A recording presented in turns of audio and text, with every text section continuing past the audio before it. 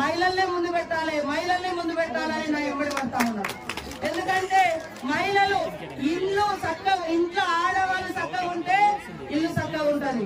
అట్లనే రాష్ట్రంలో ఆడవాళ్ళందరూ మంచిగా సంతోషంగా ఉండి అభివృద్ధి జరిగి వాళ్ళు 4 రూపాయలు సంపాదించుకునే శక్తి వాళ్ళ ఇంట్లో ఉంటే ఖచ్చితంగా ఆ ఇల్లు బాగుపడుతుంది, ఆ ఊరు బాగుపడుతుంది, ఆ రాజ్యం బాగుపడుతుందని మొట్టమొదట మహిళల కోసం ప్రత్యేకంగా ఉచిత బస్సు పెట్టడం జరిగింది.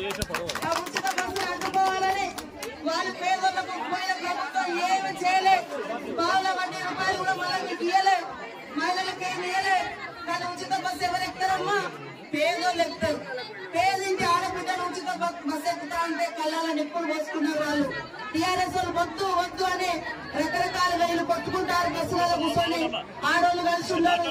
ఆడోళ్ళు ఇట్లా అట్లా అవహేళన చేసినా కూడా లేదు ఆడవాళ్లకు ఆర్థిక స్వతంత్రం ఉండాలి అని బస్సు ఫ్రీ పెట్టడం జరిగింది. అదే కాకుండా వంటకాడికి పోతే ఎంత వద్దన్నా అవునన్నా వంట చేసుడు అనేది ఆడవాళ్ళ మీదనే భారం ఉన్నది. కాబట్టి కాంగ్రెస్ గతంలో సోనియమ్మ నాయకత్వంలో మన్మోహన్ సింగ్ గారు ప్రధానమంత్రిగా ఉన్నప్పుడు 500కే గ్యాస్ సిలిండర్ ఉండే. ఈ 10 సంవత్సరాలలో బీఆర్ఎస్ బీజేపీ వాళ్ళు 1200 పెంచితే దాన్ని మళ్ళీ ఇప్పుడు 500కే గ్యాస్ సిలిండర్ ఇవ్వడం జరుగుతుంది. మిగతా డబ్బులు మీ అకౌంట్ లో జమ చేస్తా ఉన్నారు. 200 ఎకరాలున్నా కూడా 200 ఎకరాలున్నా వాళ్ళ చేన్ల వాళ్ళ ఇళ్ల కరెంట్ ఫ్రీ ఇచ్చిండు. పెద్ద ఆసంలో కూసంలో కానీ ఒక 100 యూనిట్ల కరెంటు కూడా పేదోళ్ళకు ఫ్రీగా ఇయ్యలేదు. కరెంటు బిల్లు కట్టకుండా తెల్లారి వరకు గత 10 ఏళ్లలో కరెంటు కట్ చేసేది. అట్లా ఉండొద్దు. కనీసం వెలుతురు పొందే హక్కు లేదా వాళ్ళకని 200 యూనిట్ల వరకు మీకు కరెంటు ఫ్రీగా కూడా ఇవ్వడం జరుగుతా ఉంది. వాటితో పాటు ఈ రోజు మహిళల కోసం 17 రకాల వ్యాపారాలను గుర్తించడం, మహిళా శక్తి క్యాంటీన్లు, మహిళా ఈవెంట్ మేనేజ్మెంట్లు, మహిళలకు కుట్టు మిషన్, కుట్టు బట్టలు, మనం స్కూల్ యూనిఫామ్స్ అన్నా కూడా మహిళలకే ఇచ్చినాం. మహిళలకే మరి ఇందిరా మహిళా శక్తి క్యాంటీన్లు, కరెంటు తయారు చేసే సోలార్ ప్లాంట్ కూడా మహిళలకే ఇచ్చినాం. 150 బస్సులు కూడా మహిళలకే ఇచ్చినాం. నడుపుకోండి, మీరే వచ్చిన డబ్బులు తీసుకోండి అని.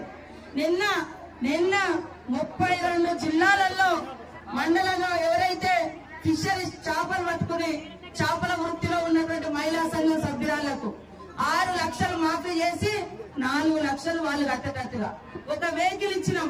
తిరుక్కుంటే వాళ్ళు చేపలు అమ్ముకోవడానికి మహిళా సంఘాల వాళ్ళు పొద్దునేమో పచ్చి చేపలు అమ్ముతారు, సాయంత్రము ఫ్రై చేసి అమ్ముతారు.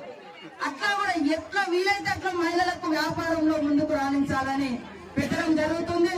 మీరు కూడా ఇక్కడ వచ్చినటువంటి మా అక్కలందరూ కూడా ఈ 50 కోట్ల రూపాయలను సక్రమంగా ఉపయోగించుకొని పెట్టుబడిగా పెట్టి రాబడి పెంచుకొని లక్షాధికారులు కావాలి, కోటీశ్వర్లు కావాలి.